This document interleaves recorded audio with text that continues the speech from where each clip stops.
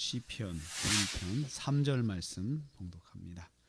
시편 1편 3절 말씀, 복 있는 사람에 대해서 두 번째 묵상을 합니다. 행복이라고 하는 것은 히브리어로 에스웨르라고 하는 말인데요.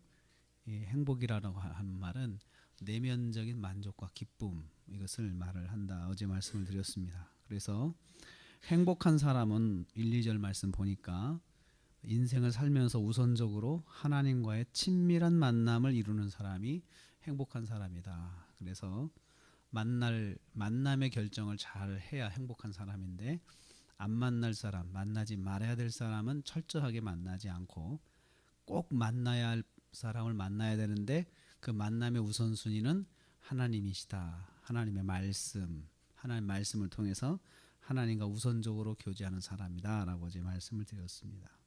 그 사람은 그가 하는 모든 일이 다 형통하리로다. 오늘 말씀은 그 하나님과 친밀감을 가지고 사는 사람에게 무슨 일이 일어나는지, 그 사람에게 일어나는 일에 대해서 말씀하는데요. 그가 하는 모든 일이 다 형통하다라는 동사를 쓰고 있어요. 행복한 사람은 그가 하는 모든 일이 다 형통하게 됩니다. 그래서 형통하다고 하는 말은 번성하다, 성공하다, 유익하다, 이런 뜻입니다. 그래서 이 세 개를 합치면 첫째는 이제 이 사람에게 유익한 일이 일어나는데, 성공하는 유익이 있습니다. 성공하는 유익이 있는데, 이것은 하나님과의 친밀한 관계가 있는 성도가 계획하는 모든 일, 이 성도가 이제 하나님과의 관계 속에서 살면서, 기본적으로 살면서 무슨 일을 계획을 한다 이거죠. 하면 그 사람이 하는 그 계획하는 일들이 그 사람에게 유익하도록, 그리고 넉넉한 성취를 이루도록 하나님께서 도와주신다는 것입니다.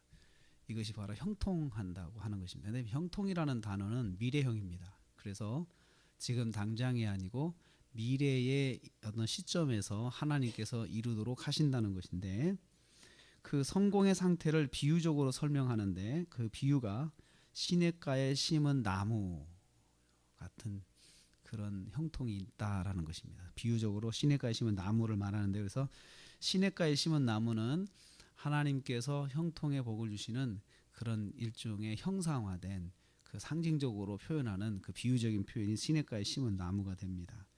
이 시냇가에 심은 나무가 어떻다는 겁니까? 첫째는 계절을 따라 열매를 맺습니다.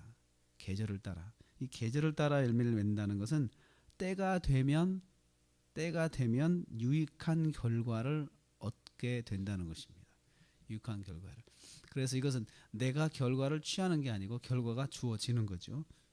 두 번째는 잎사귀가 마르지 않는다. 잎이 마르지 않는다. 잎은 멀리서도 나무의 상태를 알아볼 수 있는 그런 그 요인이 잎이잖아요. 잎을 보면 저 나무가 좀 시들었다, 저 나무가 영양 상태가 좋지 않다, 그것을 금방 알아볼 수 있잖아요. 그래서 외형적인 그런 모습인데, 시내로부터 그 수분을 공급받고 있기 때문에, 보이지 않는 가운데 이 시내로부터 수분을 공급받고 있기 때문에 그 나무가 겉으로는 이제 아무것도 주변에 없는 것 같지만, 시냇가에서 오는 수분이 밑으로 땅 아래로 이렇게 공급이 되니까 그 나무가 시들지 않고 유지할 수 있다는 거죠. 평상시 유지하는데 시냇가에 심은 나무로부터 시내로부터 오는 수분이 공급되는 것처럼 보이지 않는 하나님의 손길이 그 사람에게 늘 함께 한다는 거죠. 그래서 우리가 느끼지 못하는 가운데 하나님의 공급해 주시는 여러 가지 것들이 우리에게 있다는 것입니다. 이러한 것들이 종합이 돼서 이 사람이 때가 되면 하나님께서 그 사람에게 유익하도록 하는 열매를 맺도록 하시는데, 그것이 형통이라는 것입니다. 형통. 여기서 중요한 것은 그 하나님께서 때를 따라서 열매를 맺게 하신다는 것입니다. 그래서 그 열매 시기는 상식적으로 어느 때를 말하는데 그 때는 하나님의 때를 말하는 것입니다. 우리가 하나님과 친밀한 관계를 유지하는 것이 우리한테 복이 되는 결정적인 이유는 바로 이것입니다. 하나님께서 때를 따라서 우리에게 유익한 열매를 허락해 주신다는 것입니다. 그래서 인생을 살면서 우리가 이런 것들을 성취할 때 외적인 성취도 우리에게 참 중요한 그 삶의 행복의 요인 중에 하나지 않습니까?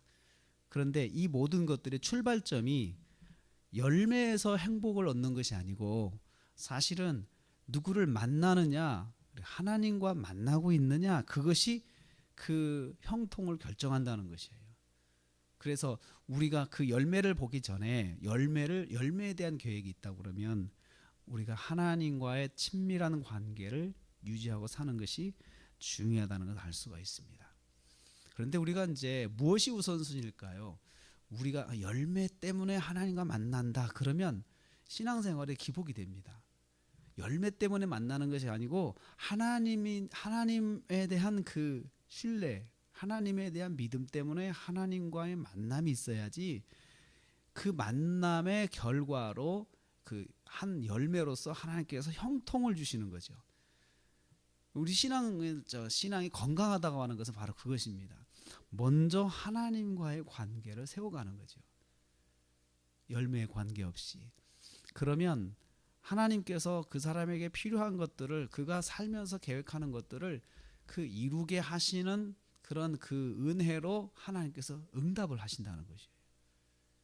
그래서 우리가 한 해를 살면서 무슨 일이 있든지 간에 그리고 어느 상황에 있든지 간에 하나님과의 관계를 놓지 않는 것이 그 사람이 행복한 사람입니다. 그 사람이 복받을 사람이 그 사람이 복된 사람입니다.